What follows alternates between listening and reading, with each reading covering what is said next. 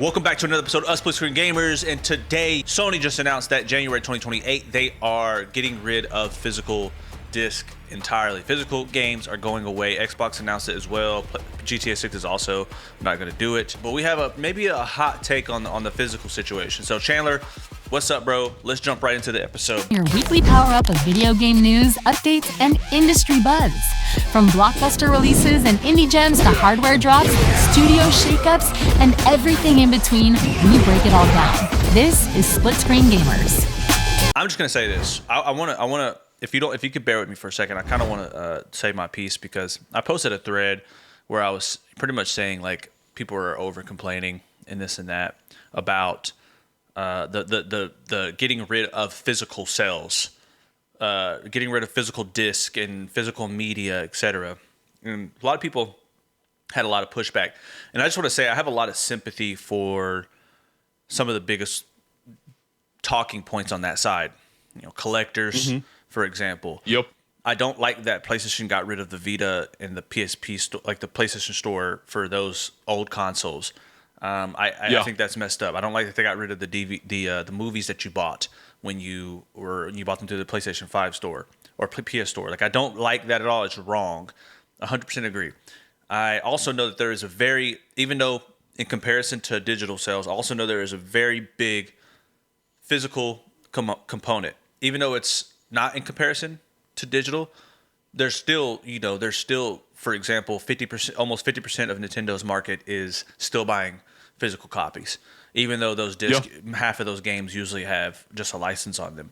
Like, I understand the sentiment. Matter of fact, I am very big into vinyl.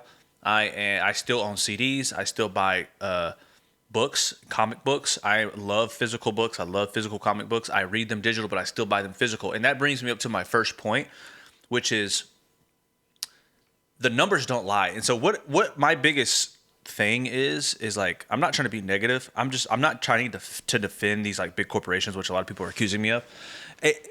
It's not defense. It's just like a pushback at the industry, and everyone has like this kind of hive mind brain where it's like one or two really big people say it, or maybe like even just 10,000 really big people say it, and they're like the loudest minority, and everyone follows behind, but without actually doing anything about it.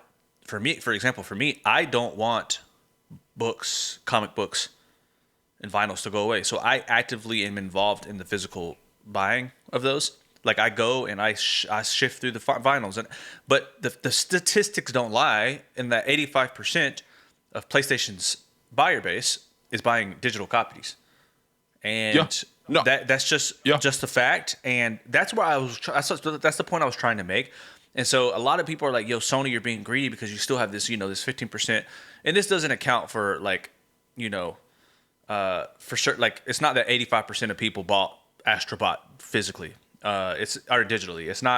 It's just like the overall sales. And so it's not that they're being necessarily greedy. It's just that in basic economics, you don't cater to the low minority of your buyer, of your consumer group. It doesn't make any sense. When you do cater to it is when you get to higher percentage range, 30%, even maybe 25 to 35% of people are buying. It's like, yeah, that's still a big portion. But when it gets down to like 15% and it's dropping consistently, to put it in perspective, the PS4 was doing more physical sales than digital sales. The PS5 has drastically turned. That's what we're talking about, like a 6 to 7 year cycle in these consoles. So we know that's a huge drastic turn. People are moving digital. So these things exist. And look, I can go through the statistics and just read them off to you, but like, I encourage you to do the research yourself. Obviously, I'll cite all of my sources in the description if that's better for you. That was my entire point. And so, yes. And I'll say this, Chandler, and I want to hear your response. I know I've been ranting, and I'll say this. No, you're good, dude. I will say I don't like this. I don't like that it's going away. I just don't like the loud screaming.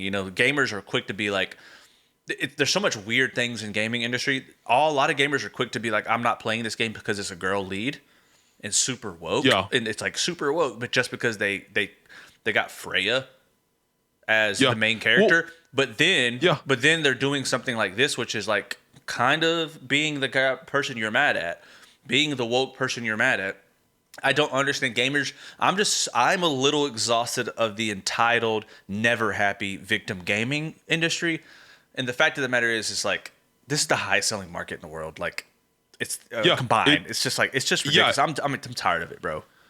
Yeah, no, I'm the same, bro. And like honestly, video games like is like you said it right. Like it is the biggest, most like the most profitable like media out there. It's more profitable than movies. It's more profitable than streaming. It's more profitable than like comic books and like just novels and stuff. It is the most profitable like media out there. And like, if we didn't do this podcast, bro, I would still like agree with you with like all the statistics that you just like laid out and stuff. And like, yeah, it's true. Like, I mean, the physical copies are like going down while digital is going up. And like, and these statistics are from March 2026, by the way. These aren't like some, a lot of people like to reference old articles. No, this is March 2026 that a lot of these studies are done. So, yeah, a decade ago. I said not a decade ago. You're literally a couple months ago.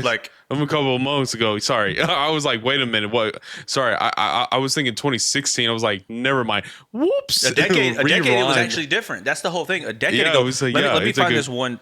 This is all super fact checked, by the way. Like I said, I'll attach what I can in the description so you guys can check it out. 1 second, and then I'll let you continue. I want to make a good point on that because that's a huge point you just brought up. It was actually different a decade ago. 1 second. Yeah, I was gonna say I was like, wait a minute, because you mentioned PS4 like having like more of a physical copy, like pretty much selling and stuff. So I was just like, wait a minute. So, but yeah, like digital sales are just like the way of the future. I feel like, honestly, I mean, you see Steam and stuff, and and it's I even said this before we got onto the to the podcast, bro. It's like the same people who are complaining about the PlayStation 5 or Sony stuff in physical sales are the same people that buy digital on Steam. Yeah, I'm saying I mean it's just the truth. Steam argument is so funny because we're talking 40 to 50 million concurrent people to Steam almost I think it's daily. Don't fact check me on that. You can fact check me on that. I could be wrong, but it's still a lot of people, and that's just a digital store. Like, yeah, it's solely digital, and like being on a digital store, there are benefits of doing that because you don't have to give a cut of the profit of like the individual unit sales to the manufacturer or to the retailer, and that's what a lot of retailers are like so mad about, is because like Sony's doing this and it's going to kill their stores. It really is. And like if you go to a GameStop, and I've noticed that, well, yeah, it is it's very sad. And something I've noticed, and granted, there's a GameStop that's literally 5 minutes away. I actually got my PlayStation 5 there, woke my ass up like 7 in the morning and drove over there at 8 and waited for an hour to get that because it was really hard. It was really hard to get PS5. It was, man. I had to buy mine secondhand on Facebook Marketplace like a year after the release. Dude, my ass freezing in the cold, being first in line, baby. First in line, dude. Anyways, like that GameStop over there, they're actually getting rid of like a lot of like different parts of it to like towards more of like a trading card, more of a trading card like game store or a board game store. I like that. I still like that. And that sucks because I actually, I say this because GameStop's kind of a bad, like all the research I've done, they're kind of a terrible company. But I used to love going to GameStop. It was like as a kid, I didn't know any of that. So to me, it was like I get to trade as many games. And for me, I'll speak. I want to say two things. I actually was really big into trading games via any trade, like mom and pop trading store. I did that. But most of the time it was GameStop because I was a kid. I didn't have any money, and so I would play games for like years, and then I would like the new system or like I had like 3 or 4 controllers or something, and I really wanted a new game. I didn't have any money, so I'd trade and all that stuff, and I'd get way less than what was valued at. I'd trade in a PlayStation 3 controller, like 5 or 6 games, and get like a $20 game, But like to me as a kid, that felt free to me. It felt cool, and sometimes they would include the Game Informer subscription, and so I would get the Game Informer magazines. I still have them downstairs.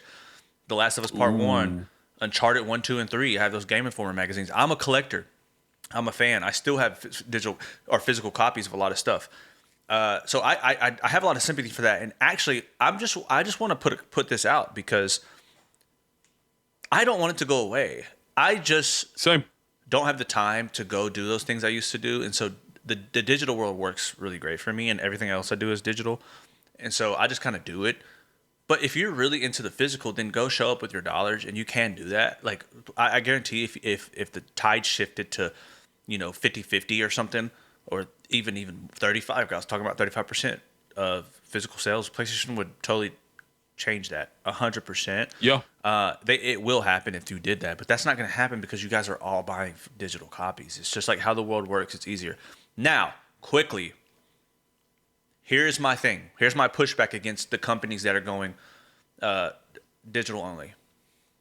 And I had this pushback in previous episodes and previous conversations with each other. And I think it's adamant that I say it again. If you're going to go digital only, things have to change market-wise. For example, Game Pass is a consequence of the digital world. It's an answer to that. Everything else is streaming, music, podcast, books. You can even get audiobook subscriptions and like Audible, and I use Spotify for that. And like you get it's like, or you get credits and audiobook listening hours, etc. And I pay for those if I run out and stuff. It's like you get these things. Now PlayStation, I'm like, if you're going to take away that in January 2028, you're launching your platform, you need a streaming platform. That is my pushback against PlayStation. You need a streaming platform that is way better than what you have now. There's no reason I should be paying $70 to $80 for a digital copy, and I don't get a disc that I can collect. Period. Because that's what we were used to. It's like that price no longer makes sense. It's actually more expensive. It makes no sense. Yeah. It makes zero sense, and the fact that they're charging like $70 to $80 per new game release, like it's a little insane. And like I said before, like a reason why games were going back to before the PS5, like $59.99 was because it was going to be cut in like several different pieces. Yeah. Like the publisher, the developer, the retail, the manufacturer, like it was cut so many different ways that it could pay everybody off and everybody could make a profit and not have to be at a loss with it and stuff. But now it makes no sense to increase the price and you're cutting out pretty much the middleman, which is the retailer and the manufacturer to deliver these these units to stores and stuff. You're cutting that out, and it's now between the publisher and the developer. And I guess Sony does all of their servers, but some companies could hire out a server company to do all that. I could be wrong. I hope it's in house, but that was something I was thinking the other day. It's do these big companies like Sony and Microsoft have their own in-house servers, or do they contract that out to some overseas company? I'm not sure. I'm not 100% sure, but I could could be very well. So here's the thing is here's the they're dead. I'm dead serious on this. PS3 store and the PS Vita store going down is wrong. It's absolutely wrong. Yeah, it's wrong. It's wrong. It's not right. And that is a big counterpoint to what I'm saying that I 100% agree with. You can't just do that. And if that was to happen with the current PlayStation store, I personally would be out of lots of money, maybe thousands, of dollars. And so I know you would be up in the thousands for sure. Knowing you. So that's wrong. Dude, that PS3 store, that was my lifeline, bro. I bought so much from that store, so many different games, a lot of PS1 and PS2 games, honestly. That's the great thing about the PS3 store is the fact that it was backwards compatible with PS2 and PS3, and you could download PS2, PS2, PS3 games on the PS3, and now they're cutting that. And they originally, about a few years ago, they were going to shut down that store, but it got so much pushback from the PlayStation community that they actually kept it going for so long, because they were okay, we're going to make a profit out of all these retro gamers and stuff from the reason they're doing that is because to get PlayStation Classic now, you can get it you'd have to invest in the new store, which is, I think that's wrong. Look, for me there's a solution that works out pretty good for me, which is that when I say streaming, I don't mean, GeForce Now. Look, I understand if you don't prefer streaming games, that's okay. Me and Chandler are pro streaming because of our lifestyles.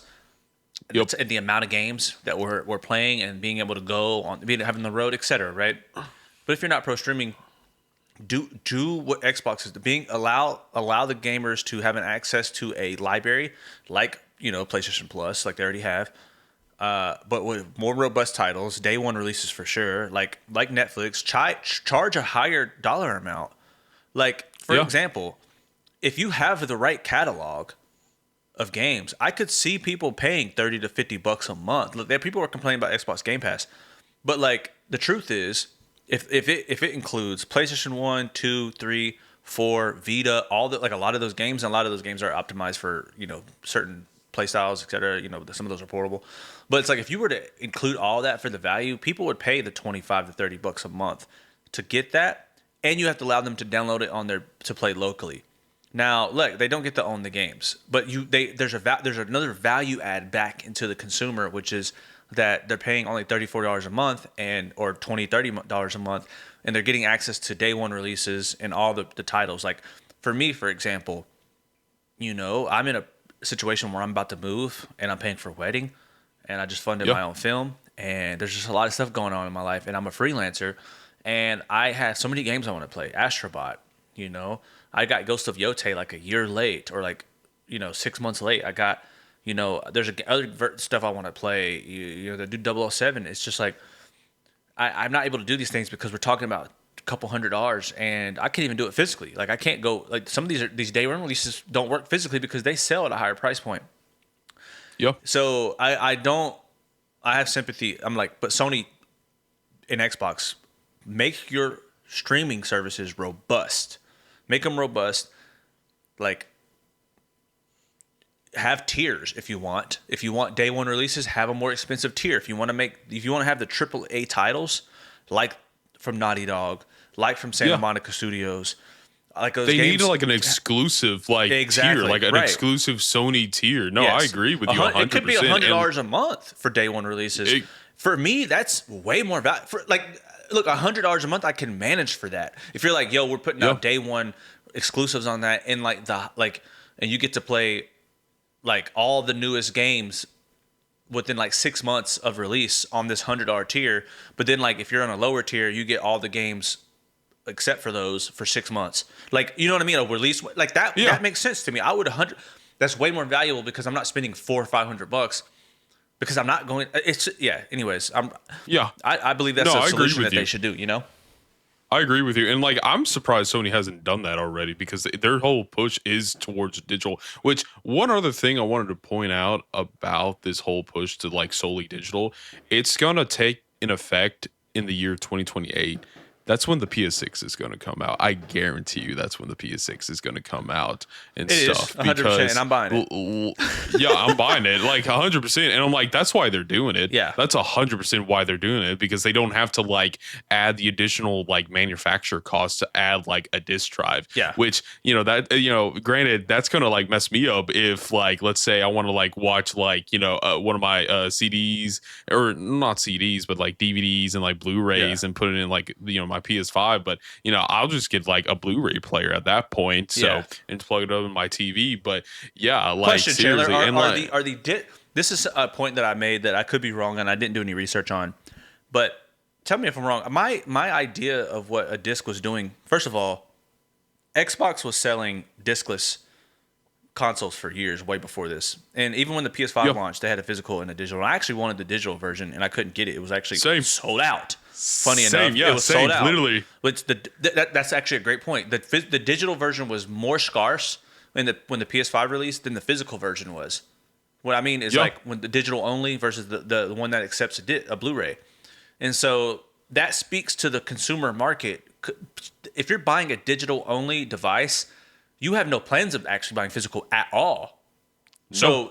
I mean, you can't even play them, and so. To go back to my point, isn't it that wasn't it a disc? A disc is currently working as a license, technically, kind of like what Nintendo's doing for a lot of their games.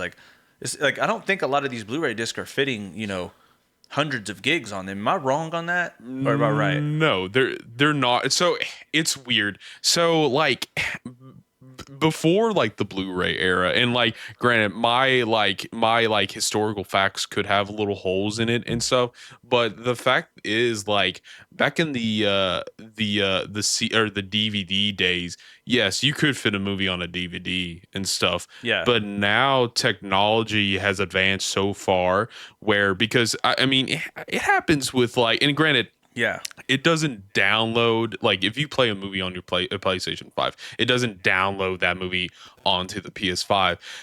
If you put like Ghosts of like Toshima or Yote into like the PS5, it will start a download onto your PS5 and stuff. So Blu-ray, because technology has advanced so far, you could actually like, you know, compress the files on the Blu-rays in the DVDs to where it doesn't have to like pretty much like download to your PlayStation, so Yeah. because there's no need to, and it's stuck on there, and that's one of the ways so that pretty much like has a pretty nice, well compressed file on the CD. That's like pretty much gets extracted or unzipped onto the PlayStation 1 upon entering it. Pause. Yes. Gotcha. But you're right. You're 100% right.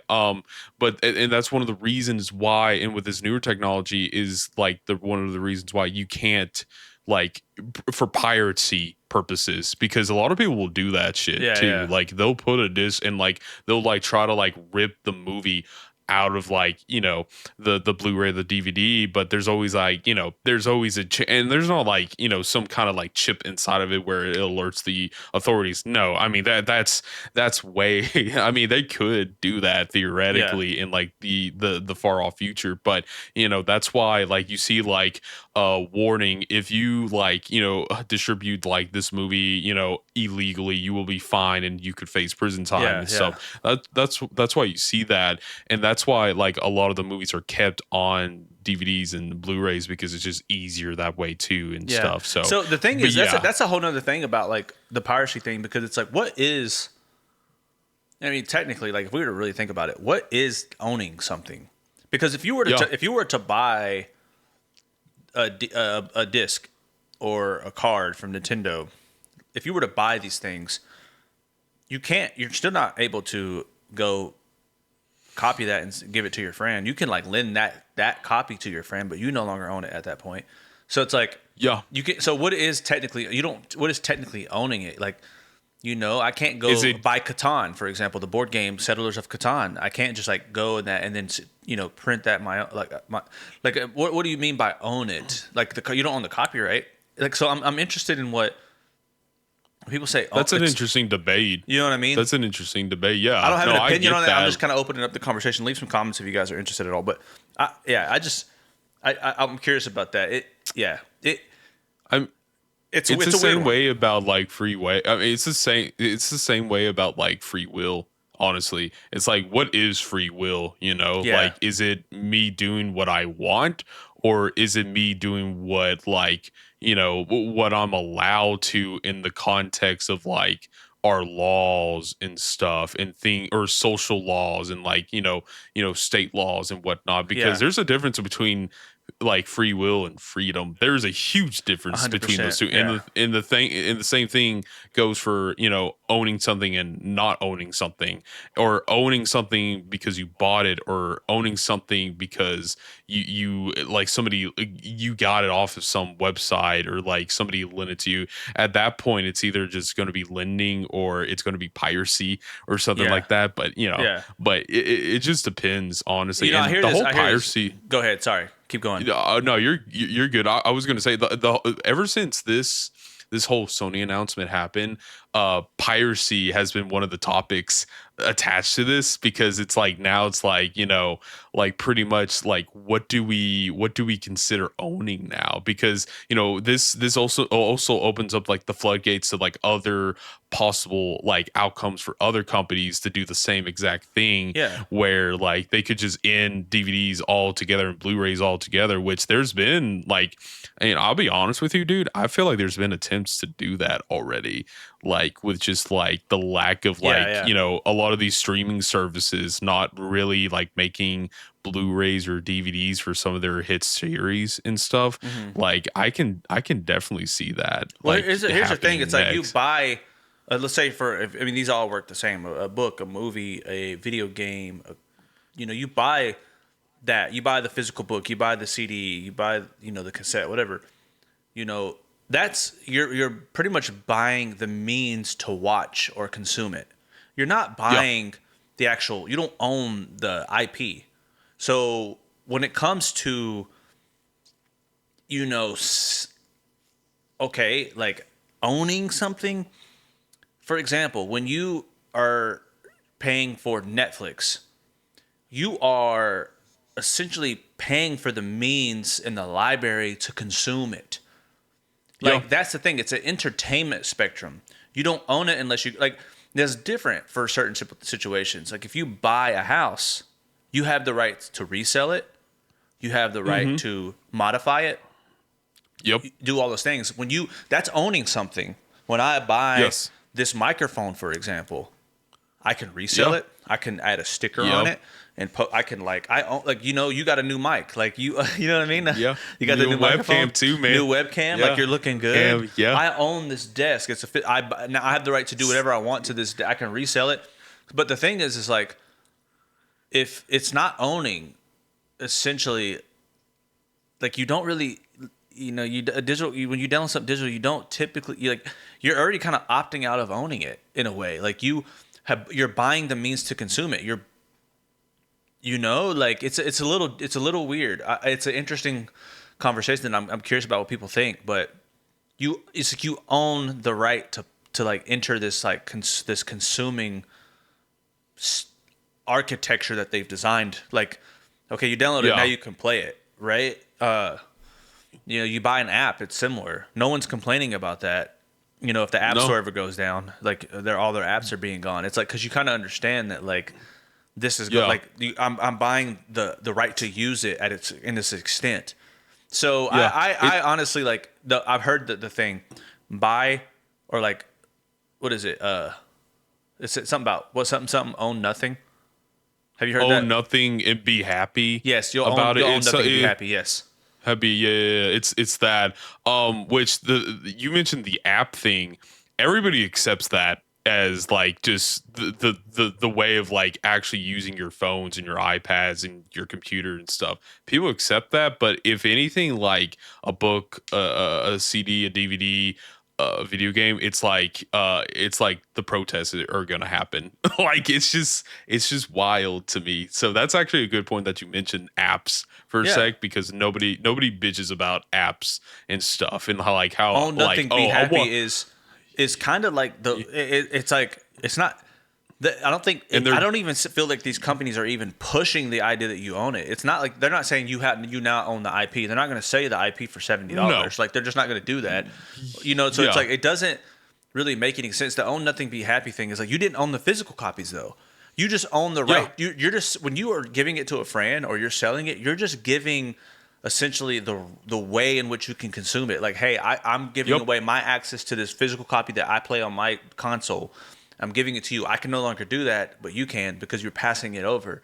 Now, if you were to go and take that and then copy it to your own Blu-ray and then give it to him, you're now engaging in something illegal, because you could have also done that and sold it, which is illegal because you don't own the IP. That's illegal. You can't. Like that's what piracy essentially is. And so, I think we gave up ownership a long time ago. Some things don't. Also, like we're dying on a hill, man. Like collecting a physical disc in a case is one thing that's really cool. You get like there's an idea. You're collecting it. You see it on the wall. You have it on a shelf. This and that. But like you don't own it. You don't own the IP. You're just collecting this medium. That's all it is. So we've got done with that a while ago, and people are just now like that happened years ago. That's why on my post I said having a funeral, like you showed up, essentially something like you showed up to the funeral a little late. This happened years ago, guys. Years ago, like you never. We're talking about entertainment here. Why are you dying on the hill of something like of entertainment? Because entertainment is owned by the entertainer.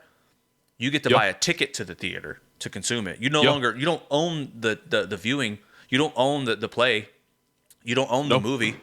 You know, there's fireworks going off right now. It's about to be 4th of July. Really? Yeah. Yeah, But same yeah. here, bro. I was like, man, it's like a day early, but okay. I know, sweet. right? People are having fun, man. Welcome to America World Cup. But you guys are enjoying this one. Bro, I've been watching that World Cup. I know, man. I've been seeing all your stories, bro. bro. I'm so glad Chandler. Me and Kevin were talking about it the other day. I'm so glad Chandler is a World Cup fan because I know you're having a blast. Do I? What's it like to go to a game, dude? Why didn't you go? Dude, okay, so yes. Let's take a second. Let's take a second. I want you to nerd out a little bit about the World Cup because I know you're a big fan. Okay. And I'm sure we got some people who are too. Dude, so I am, for those that don't know, David is right. I am a huge soccer fan. I love the sport. I think it's great. It's football, soccer. I call it soccer in the States. I think Me too. I'm just soccer. Yeah, no, I hear you. Or people call it football. But yeah, so what do they call Puerto Rico? Out of curiosity, I know you've been, and I know that's where they speak your they speak fiance's Spanish from. Well, I think they probably call it football because in Spanish that's what their primary language is, and it's football. You know, even though it's a United States territory. You know what I mean? Yeah, that makes sense. Though. I was curious, man. That's a good question, actually. I actually am going to confirm that. But yeah, she's always called it soccer because she grew up most of her life here. But I bet in Puerto Rico they call it football. Football. Gotcha. Yeah. Got football. But yeah, dude.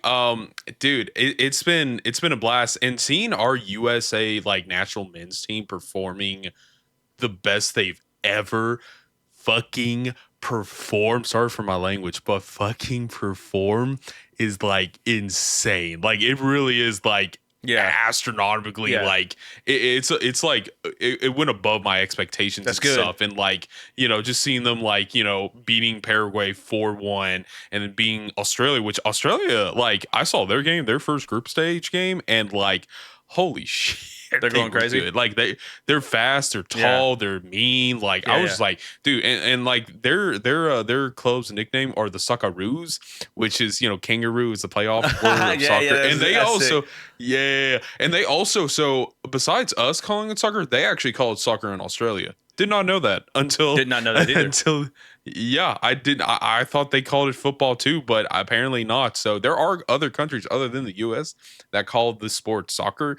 But anyways, today, David, I actually just watched the craziest game that almost eliminated Messi in Argentina from the World Cup, which is insane.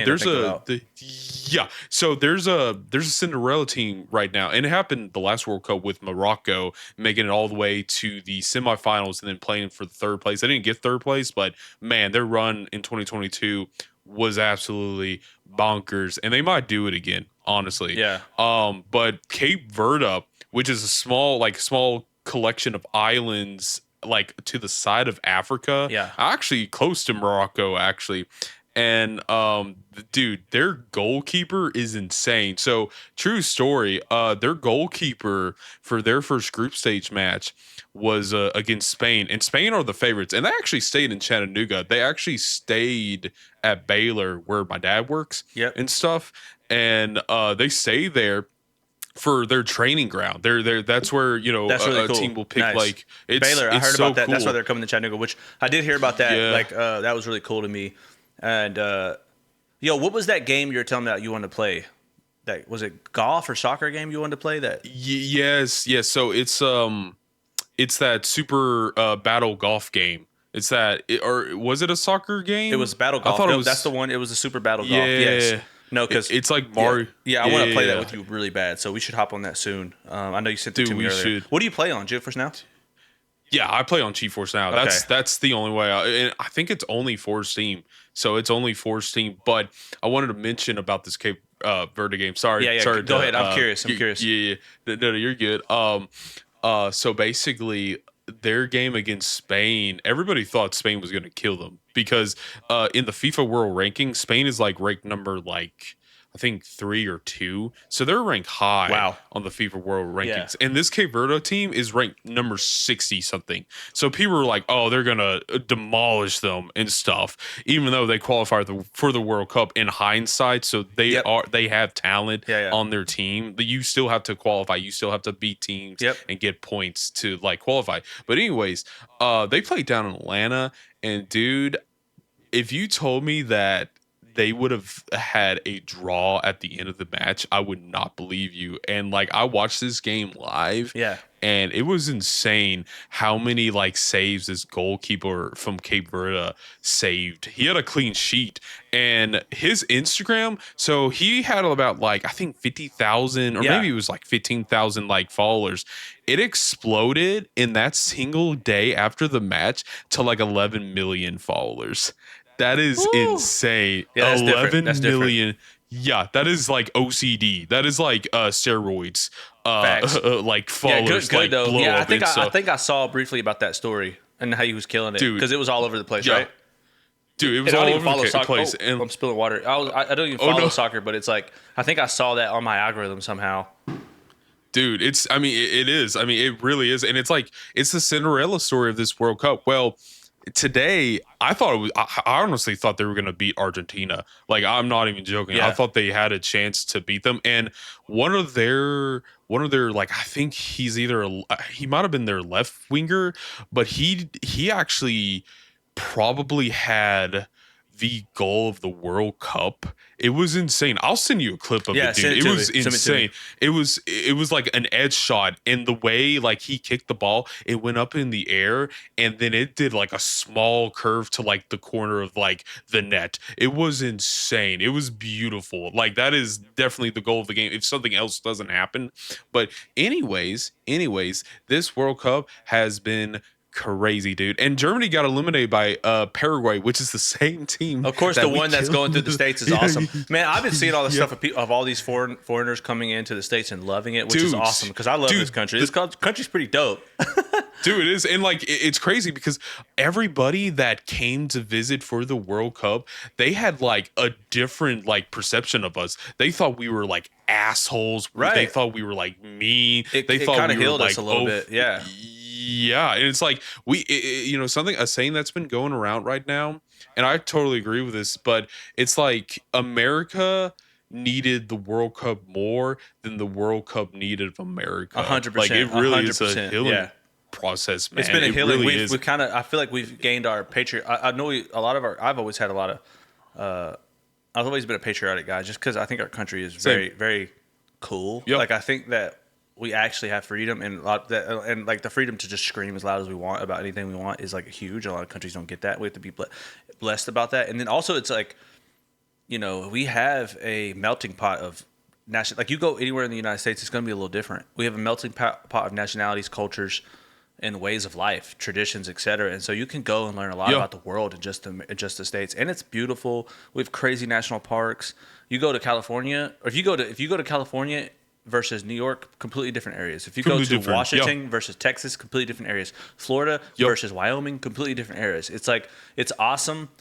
And people come here and like the real American people aren't what the media portrays. Like the real American people we love, like, look, we have everybody has their problems. We have a problem with, crazy materialism, right? But I love this country. I think it's great. I think that the way that people want to escape here, to be born in the States is amazing, but this isn't a political show. Seriously. Before we end the show, let's move on to. I want you to give me the update on Subnautica, dude, because we talked about Subnautica back when Chris was on the channel for the first time, and I know what he was saying. He was like, "Yeah, he wants." I remember just as clear as day. Chris was like, "I want, it's simple. I want them to get their money," and we all agreed upon that. And so, give us the update. I heard we got good news, right? This is good news in the midst of a lot of crazy news. This is the good news. So I want to point out, we started off with like a controversial topic, was just the death of physical cells or the death of like physical copies. Yep. We went to World Cup, which I didn't expect. Thank you, David, for letting me like. Hey, this is split screen gamers, bro. Football is a game, bro. I love that. It is a game. I wish I could engage more, but still, I'm glad you love it, and I'm sure there's some viewers who will as well.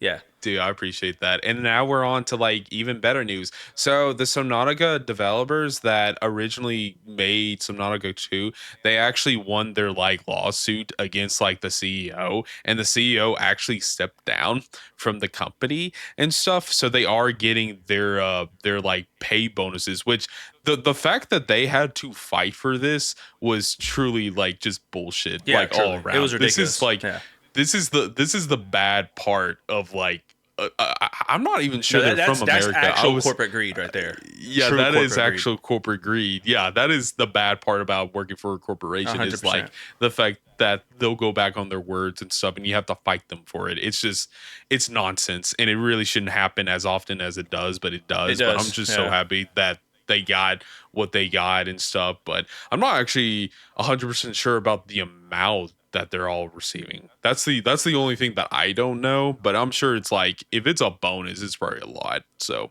yeah, regardless, they got something, and that's what we're supposed to do this is an example of where the minority needs to speak up and make a difference, and we actually did. We spoke on it. We didn't let it die. We spoke on it every single time we got news about it. And I'm proud of us for doing that, and everyone else who also did that. It's simple, like pay these guys. Like you're talking about the game does that good in sales, and you promise them a bonus, and then you laid them off. Like, come on, that's ridiculous. Like that's unbelievable. It's not acceptable. So I'm glad that, and some not because of people won't. That's the type of stuff that'll make people not buy your game. Like that's the type of stuff people. Yeah. We're people first. Even though we nerd out and play video games all day in our house, we love people first. And so that's good. Same. Well, good news. It's good to announce it. Good news. Dude. There's certain companies that need to follow suit 100%. It's funny. I really want Ubisoft. I feel like I'm always crapping on Ubisoft, but I really want Ubisoft to follow suit, because I will say Ubisoft in its heyday was like really fire. I mean, I said it before, and I'll say it again. I still am a huge Assassin's Creed fan, and I thought I would never stop playing them. I thought like it was like on my top 5. And by the way, David, what? I have to ask: are you gonna pre-order Black Flags, like the remake? I'm curious. I'm not because Black Flag is always not. I know it's a series favorite for a lot of people, but it wasn't for me. I'm actually not a big pirate guy. I was actually my favorite is Revelations. And so and that's also not. I'm not trying to be like not like other girls. That I'm not trying to be like niche here. It's just like the kind of give the kind of understanding of what where my brain was at. I played Kingdom Hearts. I played the first Assassin's Creed. Oh, nice, you're good. On my brother's Xbox, and he didn't even like the game. He was just like, "Oh, I don't know about this game. Like somebody got it for me." And I fell in love with it. I was like playing it on his Xbox, and then I never got to beat it, and it was his, and I didn't live with him, so like I had to go home, and then I was like, "Yo, what was the name of that game?" And I ended up buying it, playing it, and fell in love with the series. And so by that point, though, a time had passed, and everything up to Revelations was out. That's how much time passed. Yeah. Before I just remember loving it, and so I ended up in the span of like 4 or 5 months playing everything, the entire Ezio storyline, even in Altair, of course. And so I played them in 6 months, and also during this time, I was in middle school, and there was some family stuff going on, divorce and stuff in my dad's life, and I was just like, I was escaping into this world of like, oh, this is amazing. I get to play as Ezio, this like cool dude.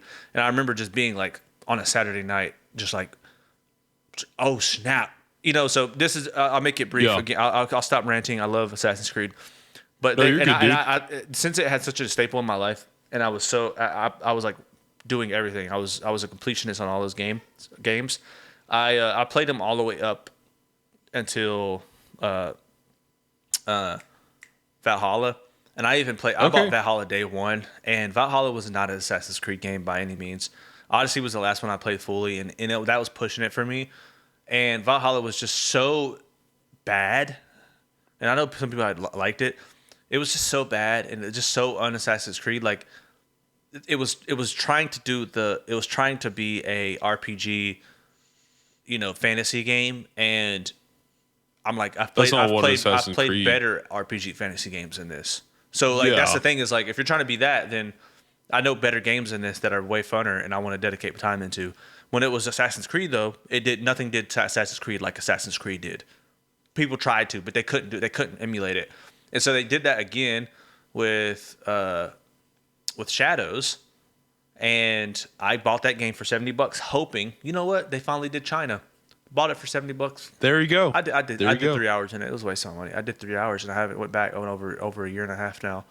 And I thought it was Japan. Japan. Sorry. No, you're good. You're good, dude. I'm messing up tonight too. My brain. You're good. It was Japan. Dude, same here. They finally did feudal Japan, and actually the last one I played was Mirage, and it was it was the traditional Assassin's Creed style. Bought it for $40.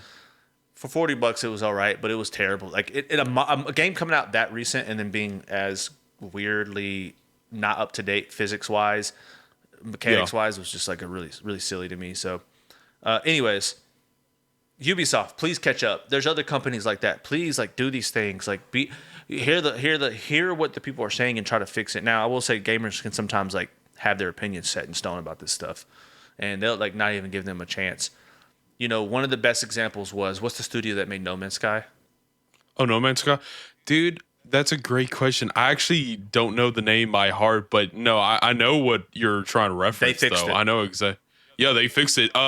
CD Projekt Red. They great fixed example. Cyberpunk 2077, which I told this to you, David, but I recently picked it up for GeForce Now on Steam, and so now with like GeForce Now, it's like on a server with a 5080. And dude, I have it on all the max settings, like ray tracing. Yeah. It is insane. Is it amazing? Dude, yes, it is amazing. And another thing I want to point out is they actually announced that their total units sold for Cyberpunk 2077 is over 40 million now. They reached that mark now. So it's like, what a success story right there. The only reason Cyberpunk's not getting in the greatest category is because of the launch. If the launch would have went smooth, that would have been that's easy top. And I say top 20. The reason I say top 20 is because there's so many games I've played. And that sounds unimpressive. But I might even say top 10, but there's just so many games. Like, I put so many up there. It's like, but being in my top 10 is pretty stellar. Like, like there's a lot of games. I mean, I'm talking about a lot of the Assassin's Creed games, all the Last of Us, all the Uncharted. It's like, so that's already like 10 games. So it's like, that's a ton of games. Yeah. And you know me, bro, I play so many different variety of games. Yeah. It's just like, and I play them like so often and so, or like so many, like, so many different genres that it's like hard to like rank them. Even doing like a top 35 list was so hard. So no, I completely agree with you. Like Cyberpunk for me could have been an easy top 30 for me if the launch did not destroy its reputation. Yes, and you played it at launch, which is wild. Yeah. Well, I heard there's something new coming for Cyberpunk. So they're apparently making a sequel. That's what I've heard. Wait. No, I heard there's a DLC coming though. No joke. Or there's a DLC for The Witcher 3. There's a DLC for The Witcher 3. I'm not sure about Cyberpunk. Yeah, I'm excited about that. No, let me see. Let's do some research real quick before we wrap up. Yeah, I'm curious now because this is news that I haven't heard of. I saw this briefly, and maybe my brain is like, I like had a wet dream about it or something. No, you're good. You're good. I don't know. Like, I mean, the freaking DLC with Idris Elba was like awesome. Did you play it?